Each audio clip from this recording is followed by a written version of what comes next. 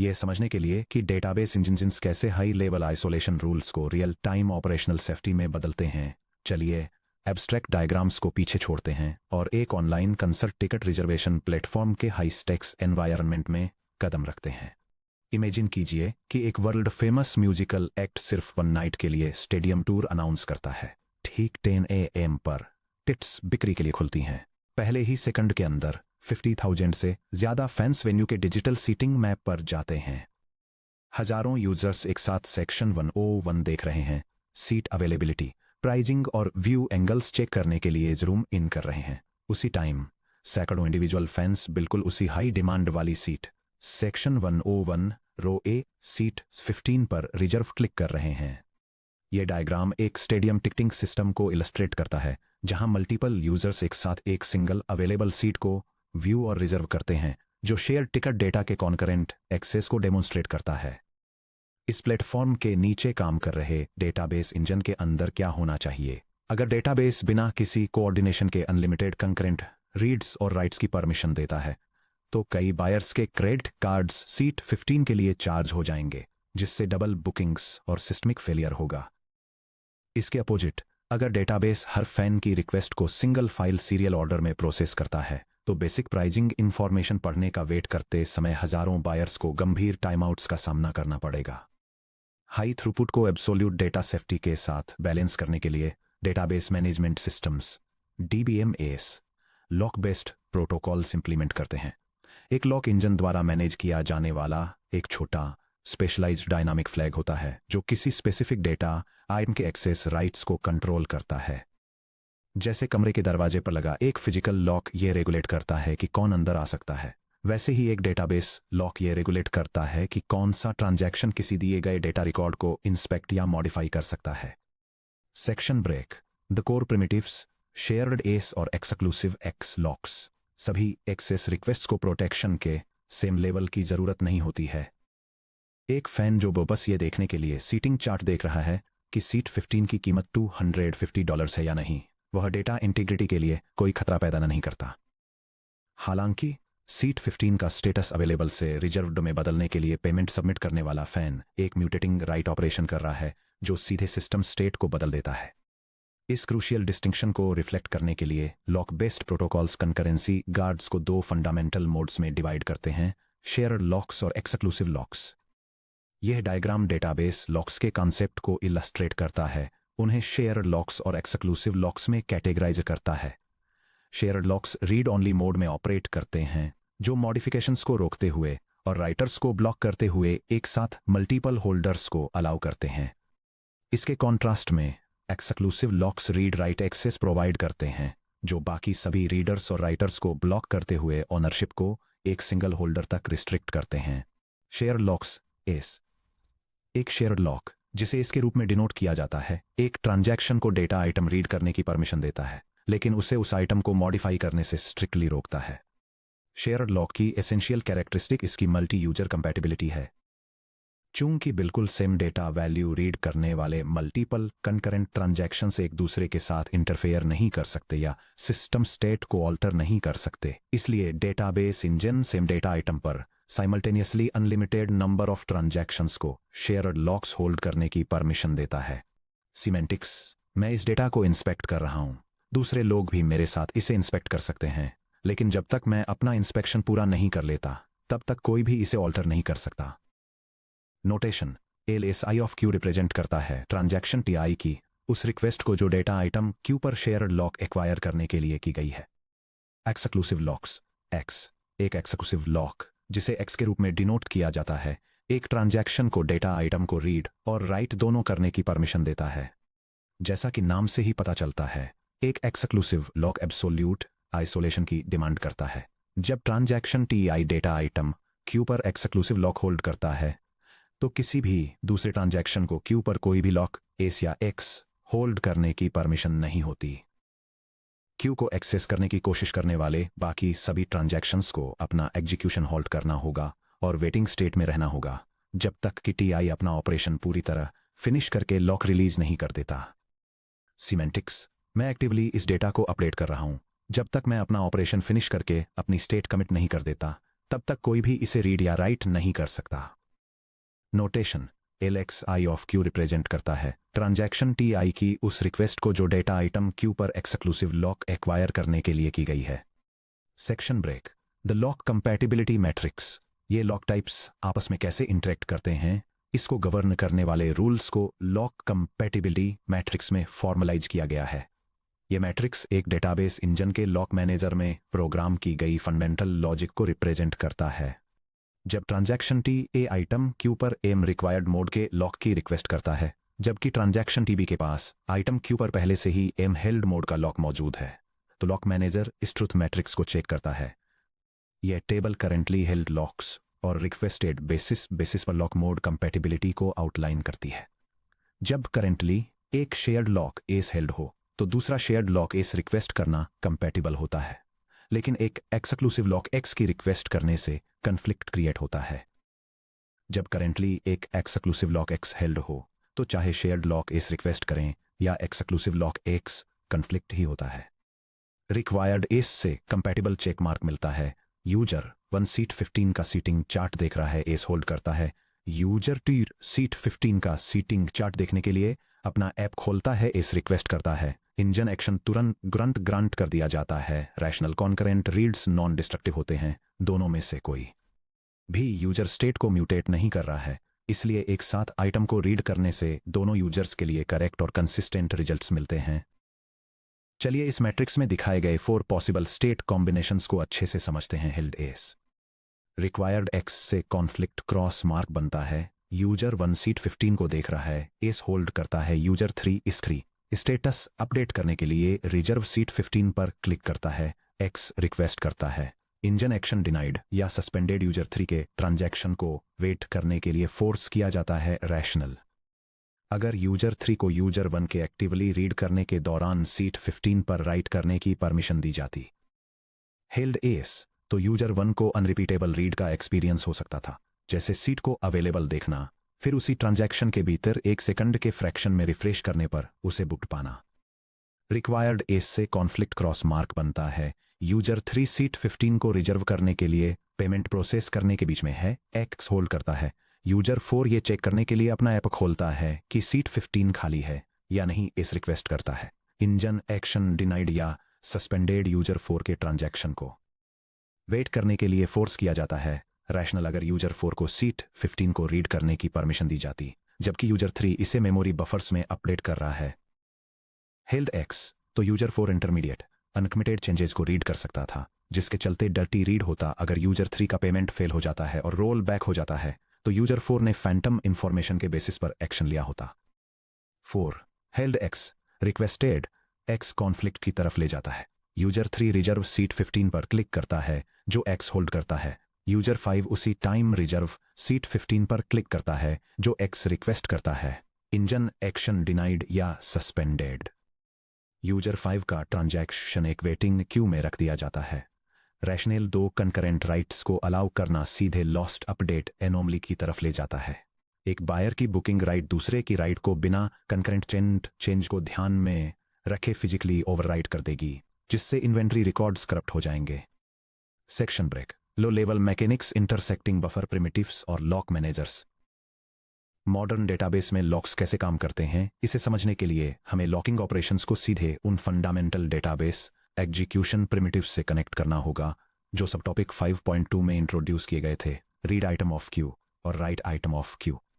एक database engine operations को सीधे रॉ फिजिकल डिस्क फाइल्स या अनमैनेज्ड मेमोरी पर एग्जीक्यूट नहीं करता है। हर एक्सेस रिक्वेस्ट एक इंटरनल सबसिस्टम से होकर गुजरती है, जिसे लॉक मैनेजर कहा जाता है। यह डायग्राम एक डेटाबेस ट्रांजैक्शन के एग्जीक्यूशन फ्लो को दिखाता है।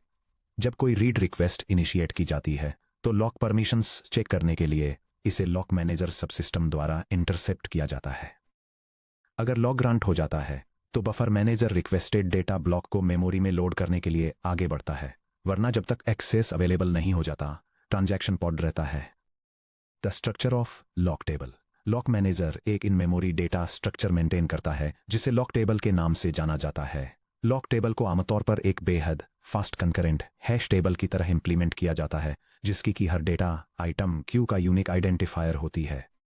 लॉक टेबल की हर एंट्री में यह शामिल होता है आइटम आइडेंटिटी, क्यू की प्राइमरी की, ब्लॉक आईडी या रो पॉइंटर, ग्रांटेड लिस्ट उन ट्रांजैक्शंस की लिंक्ड लिस्ट जो करेंटली क्यू पर लॉक्स होल्ड कर रहे हैं, उनके ग्रांटेड लॉक मोड एस या एक्स के साथ। वेट क्यू उन ट्रांजैक्शंस की एक ऑर्डर्ड लिस्ट जो क्यू का एक्सेस पाने का वेट कर रहे हैं, जिसमें उनका रिक्वेस्टेड लॉक मोड और एग्जीक्यूशन स्टेटस फ्लैग्स शामिल हैं। यह डायग्राम इलस्ट्रेट करता है कि कैसे एक database in memory locking structure का यूज करके कंकरेंट एक्सेस को मैनेज करता है। Hash keys individual data items को रिप्रेजेंट करती हैं, जो उन रिकॉर्ड्स की तरफ पॉइंट करती हैं जो रनिंग ट्रांजैक्शंस के एक्टिव शेयर्ड लॉक्स और साथ ही एक्सक्लूसिव एक्सेस का वेट कर रहे क्यू ट्रांजैक्शंस को दिखाते हैं। ट्रेसिंग एग्जीक्यूशन थ्रू प्रिमिटिव्स जब कोई ट्रांजैक्शन किसी डेटा एक्सेस प्रिमिटिव को एग्जीक्यूट करने की कोशिश करता है, तो run time engine automatically corresponding lock request inject कर देता है। रीड आइटम क्यू इश्यू करने से पहले ट्रांजैक्शन एक एक्सप्लिसिट या इम्प्लिसिट लॉक रिक्वेस्ट इश्यू करता है, ALSQ यानी lock shared on Q. Lock manager entry Q के लिए लॉक टेबल चेक करता है।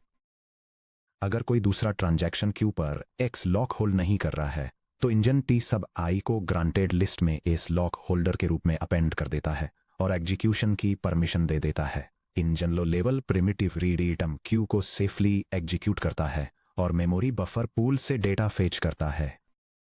अगर कोई दूसरा ट्रांजैक्शन एक्स लॉक होल्ड करता है, तो टी सब आई को वेट क्यू में मूव कर दिया जाता है और लॉक रिलीज होने तक पॉज कर दिया जाता है। राइट आइटम क्यू इश्यू करने से पहले ट्रांजैक्शन एक लॉक रिक्वेस्ट इश्यू करता है, LXQ यानी lock exclusive on Q. Lock manager entry Q check करता है। अगर ग्रांटेड लिस्ट पूरी तरह से खाली है, यानी किसी दूसरे ट्रांजैक्शन के पास एस या एक्स लॉक नहीं है, तो टी सब आई को एक्स लॉक होल्डर के रूप में ग्रांटेड लिस्ट में अपेंड कर दिया जाता है। Engine low level primitive right item Q को सेफली एग्जीक्यूट करता है और शेयर्ड मेमोरी बफर पूल के अंदर डेटा ब्लॉक को मॉडिफाई करता है। अगर कोई भी दूसरा ट्रांजैक्शन क्यू पर एस लॉक या एक्स लॉक होल्ड करता है, तो टी सब आई को ब्लॉक और क्यू कर दिया जाता है।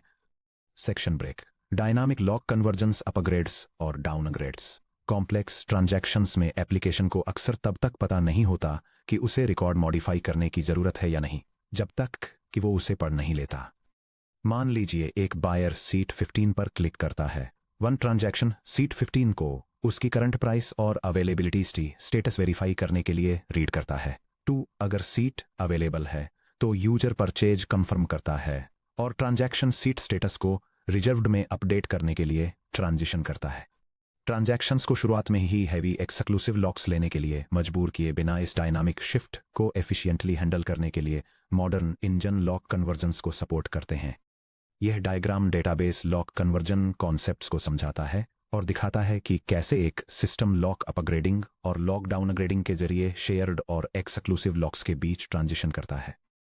One lock upgrade S x item Q पर शेयर्ड लॉक यानी एस होल्ड करने वाला ट्रांजैक्शन अपने एक्सेस राइट को एक्सक्लूसिव लॉक यानी एक्स पर एलिवेट करने की रिक्वेस्ट करता है।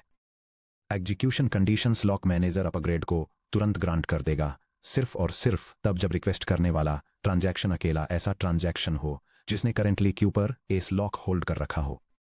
अपग्रेड हैजार्ड डेडलॉक अगर दो कंकरेंट ट्रांजैक्शंस T1 और T दोनों सीट 15 पर एस लॉक होल्ड करते हैं और एक साथ एक्स में लॉक अपग्रेड इश्यू करने का अटेम्प्ट करते हैं, तो एक सर्कुलर फ्रीज हो जाता है। T1 अपग्रेड करने से पहले T2 के एस लॉक रिलीज करने का वेट करता है। T2 अपग्रेड करने से पहले T1 के एस लॉक रिलीज करने का वेट करता है। कोई भी ट्रांजैक्शन आगे नहीं बढ़ सकता, जिससे एक क्लासिक डेडलॉक स्टेट बन जाती है, एक ऑपरेशनल चैलेंज जिसे हम बाद के सब टॉपिक्स में डिटेल में एक्सप्लोर करेंगे। टू लॉकडाउन रेड X2S एक ट्रांजैक्शन जिसके पास आइटम क्यू पर एक्सक्लूसिव लॉक X है, वह अपने एक्सेस राइट को स्टेप डाउन करके शेयर्ड लॉक एस करने की रिक्वेस्ट करता है। Execution conditions lock manager granted list में एंट्री को X से एस में मॉडिफाई कर देता है। चूंकि ट्रांजैक्शन अब क्यू पर आगे राइट्स परफॉर्म करने का इंटेंशन नहीं रखता, इसलिए वेट कर रहे ट्रांजैक्शंस जो सिर्फ क्यू को रीड करना चाहते हैं, एस रिक्वेस्ट कर रहे हैं, उन्हें अब एक्सेस शेयर करने के लिए वेट क्यू से तुरंत रिलीज किया जा सकता है। Section break shielding database integrity constraints. Sub topic 2.4 में हमने एस्टेब्लिश किया था कि डेटाबेस को क्रिटिकल इंटेग्रिटी कंस्ट्रेंट्स को अपहोल्ड करना चाहिए, जो फॉर्मल लॉजिकल रूल्स हैं और वैलिड डेटाबेस स्टेट्स को डिफाइन करते हैं। एग्जाम्पल्स में foreign key relationships balance, minimums balance, greater than और इक्वल टू जीरो और यूनिक इन्वेंट्री काउंट्स शामिल हैं। कंकरेंसी इंटीग्रिटी कंस्ट्रेंट्स के लिए एक डायरेक्ट थ्रेड पोज करती है, क्योंकि एक ट्रांजैक्शन के अंदर intermediate execution steps commit time पर उन्हें रिस्टोर करने से पहले इन इनवेरिएंट्स को टेम्परेरीली वायलेट करते हैं। आइए एक्सप्लोर करते हैं कि एक्सक्लूसिव लॉक्स हमारे टिकटिंग सिस्टम का यूज करके इंटेग्रिटी कंस्ट्रेंट्स को कैसे प्रोटेक्ट करते हैं। सपोज स्टेडियम इंजन एक इंटेग्रिटी कंस्ट्रेंट एनफोर्स करता है। टोटल अवेलेबल सीट्स सभी सेक्शंस के अनरिजर्व्ड काउंट के सम के इक्वल्स है। अब ट्रांजैक्शन टी बुकिंग को ट्रेस करें जो एक सिंगल सीट परचेस को प्रोसेस करता है। यह सीक्वेंस बुकिंग प्रोसेस के दौरान एक डेटाबेस ट्रांजैक्शन के स्टेप बाय स्टेप एग्जीक्यूशन को दिखाता है। यह दिखाता है कि कैसे लॉकिंग मैकेनिज्म्स और स्टेट अपडेट्स सीट रिजर्व करते हैं और टोटल वेन्यू अवेलेबिलिटी को कम करते हैं, यह सुनिश्चित करते हुए कि इंटरमीडिएट स्टेप्स के दौरान सिस्टम इंटीग्रिटी टेम्परेरी तौर पर अनकमिटेड रहे और कंप्लीट होने पर पूरी तरह से रिस्टोर हो जाए।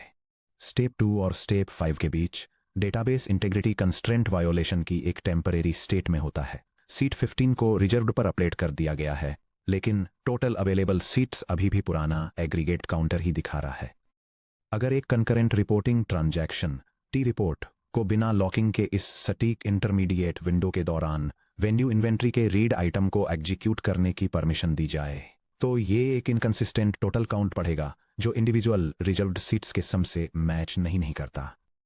डेटाबेस की इंटीग्रिटी गारंटी पूरी तरह से टूट जाएगी। राइट्स परफॉर्म करने से पहले इंडिविजुअल सीट रो और समरी काउंट रिकॉर्ड दोनों पर टी बुकिंग को एक एक्सक्लूसिव लॉक एक्स एक्वायर करने की जरूरत बनाकर डेटाबेस इन इंटरमीडिएट स्टेट्स के चारों ओर एक ओपेक शील्ड लगा देता है। जब तक इंटेग्रिटी कंस्ट्रेंट वायोलेट रहता है, तब तक कोई भी कंकरेंट ट्रांजैक्शन डेटा को रीड या राइट नहीं कर सकता। एक बार जब टी बुकिंग दोनों रिकॉर्ड्स को अपडेट कर देता है और अपने एक्सक्लूसिव लॉक्स को रिलीज कर देता है, तो सिस्टम एक क्लीन ग्लोबली कंस्टेंट स्टेट में वापस आ जाता है। Section break, the naive locking trap. सिर्फ लॉकिंग ही काफी क्यों नहीं है? एस और X locks individual data items को कैसे प्रोटेक्ट करते हैं, यह एस्टेब्लिश करने के बाद अब हम एक बहुत इंपॉर्टेंट क्वेश्चन पर आते हैं। क्या जब भी कोई ट्रांजैक्शन डेटा को एक्सेस करता है, तब सिर्फ लॉक्स को एक्वायर और रिलीज करने से ओवरऑल कन्फ्लिक्ट सीरियलाइजेबिलिटी की गारंटी मिलती है? इसका इंट्यूटिव जवाब हाँ लग सकता है। अगर हर ट्रांजैक्शन रीड करने से पहले एस लॉक और राइट करने से पहले एक्स लॉक लेता है, तो क्या डेटा करप्शन मैथमेटिकली इम्पॉसिबल नहीं होना चाहिए? इसका हैरान कर देने वाला जवाब है नहीं। इंडिविजुअल इंस्ट्रक्शंस तक आइसोलेटेड डेटा आइटम्स पर लॉक्स एक्वायर करना काफी नहीं है। पूरे ट्रांजैक्शन के लाइफ साइकिल में लॉक्स कब एक्वायर किए जाते हैं और कब रिलीज किए जाते हैं, इसको कंट्रोल करने वाले सख्त टेम्पोरल रूल्स के बिना गंभीर कंकरेंसी एनोमलीज अभी भी सिस्टम की करेक्टनेस को तबाह कर सकती हैं। इसे प्रूव करने के लिए आइए नैव लॉकिंग से जुड़े एक कैटास्ट्रोफिक सिनेरियो को देखते हैं। Naive locking scenario, the ticket inventory mismatch. मान लीजिए हमारे सिस्टम में दो अलग डेटा आइटम्स हैं जो दो सर्वर्स पर टिकट एलोकेशंस को रिप्रेजेंट करते हैं। Item A main server ticket balance $100, item B backup server ticket balance $100। System invariant integrity rule A+B = 200। दो ट्रांजैक्शंस पर विचार कीजिए जो नैव लॉकिंग पॉलिसी के तहत काम कर रहे हैं। एक्सेस से ठीक पहले लॉक एक्वायर करना और एक्सेस के तुरंत बाद उसे रिलीज कर देना। Transaction T1 transfer transaction main A से बैकअप बी में $10 के टिकट्स मूव करता है। Transaction T2 audit transaction total available inventory A+B calculate करने के लिए ए और बी दोनों को रीड करता है। टाइम के साथ सटीक इंटरलीव्ड एग्जीक्यूशन शेड्यूल को ट्रेस कीजिए। यह database execution trace two phase locking protocol का वायलेशन करने से होने वाली एक इनकंसिस्टेंट एनालिसिस प्रॉब्लम को दिखाता है। एक ट्रांसफर ट्रांजैक्शन दूसरे अकाउंट में अपडेट्स कंप्लीट करने से पहले ही एक अकाउंट पर अपना लॉक प्रीमेच्योरली रिलीज कर देता है। फिर एक कंकरेंट ऑडिट ट्रांजैक्शन मॉडिफाइड पहले अकाउंट के साथ साथ अनमॉडिफाइड दूसरे अकाउंट को रीड कर लेता है, जिससे इनकरेक्ट टोटल बैलेंस कैलकुलेशन होता है। कैटास्ट्रॉफी को एनालाइज करना। टाइम स्टैम्प T11 पर क्या हुआ ध्यान से देखिए। ट्रांजैक्शन T1 ने ए को लॉक किया, ए को $100 से घटाकर $90 किया और बी पर लॉक सिक्योर करने या बी को अपडेट करना फिनिश करने से पहले ही T4 पर ए पर अपना लॉक तुरंत रिलीज कर दिया। ट्रांजैक्शन T2 ने इस मौके का फायदा उठाया। इसने T5 पर ए पर एस लॉक एक्वायर किया और newly updated value A = 90 read की। ट्रांजैक्शन T2 ने फिर T8 पर भी पर इस लॉक एक्वायर किया और ओल्ड अनअपडेटेड वैल्यू भी इक्वल टू 100 रीड की, क्योंकि T1 ने अभी तक भी पर अपना राइट एग्जीक्यूट नहीं किया था। ट्रांजैक्शन T2 ने सम कैलकुलेट किया 90 plus 100 equal to 190। Audit transaction ने रिपोर्ट किया कि 10 टिकट्स हवा में गायब हो गए थे। शेड्यूल नॉन सीरियलाइजेबल था, इस फैक्ट के बावजूद कि हर सिंगल रीड और राइट ऑपरेशन ने एग्जीक्यूशन से पहले स्ट्रिक्टली प्रॉपर लॉक्स एक्वायर किए थे। दी ऑपरेशनल टेक अवे नैव लॉकिंग ट्रैप डेटाबेस इंजीनियरिंग के एक फंडामेंटल ट्रूथ को हाईलाइट करता है। डेटा आइटम्स को इंडिविजुअली लॉक करना नेसेसरी है, लेकिन एग्जीक्यूशन के दौरान रैंडम टाइम्स पर लॉक्स एक्वायर और रिलीज करना करेक्टनेस की गारंटी नहीं देता है। ट्रू आइसोलेशन और कॉन्फ्लिक्ट सीरियलाइजेबिलिटी अचीव करने के लिए एक डेटाबेस इंजन को ऐसे systematic time based rules enforce करने होते हैं जो ये तय करते हैं कि किसी ट्रांजैक्शन की पूरी लाइफ साइकिल के दौरान लॉक्स को कैसे फेज किया जाए। सेक्शन ब्रेक लुकिंग अहेड हम यह एस्टैब्लिश कर चुके हैं कि शेयर्ड एस और exclusive X locks individual data items पर रीड और राइट ऑपरेशंस को आइसोलेट करने के लिए एसेंशियल प्रिमिटिव्स प्रोवाइड करते हैं। हमने ये भी देखा है कि नाइव लॉकिंग फेल हो जाती है क्योंकि यह ट्रांजैक्शंस को टाइम से पहले लॉक्स रिलीज करने देती है, जिससे ऐसे विंडोज ऑफ टाइम खुल जाते हैं जहां concurrent operations non serialisable schedules में इंटरलीव हो सकते हैं। इस वल्नरेबिलिटी को एलिमिनेट करने के लिए डेटाबेस इंजन्स को एक ऐसे यूनिफाइड प्रोटोकॉल की जरूरत होती है जो over the time lock acquisition और लॉक रिलीज को गवर्न करे। हमारे next section 6.32 phase locking 2PL basic strict और रिग्रेस 2PL इम्प्लीमेंटेशंस में हम उस मैथमेटिकल प्रोटोकॉल को एनालाइज करेंगे जो इस फंडामेंटल चैलेंज को सॉल्व करता है। हम एक्सप्लोर करेंगे कि कैसे किसी ट्रांजैक्शन की लाइफ साइकिल को एक डिस्टिंक्ट ग्रोइंग फेजर जहां सिर्फ लॉक्स एक्वायर किए जा सकते हैं और एक श्रिंकिंग फेजर जहां सिर्फ लॉक्स रिलीज किए जा सकते हैं में डिवाइड करने से कॉम्प्लेक्स मल्टी यूजर एप्लीकेशंस में कॉन्फ्लिक्ट सीरियलाइजेबिलिटी गारंटी होती है।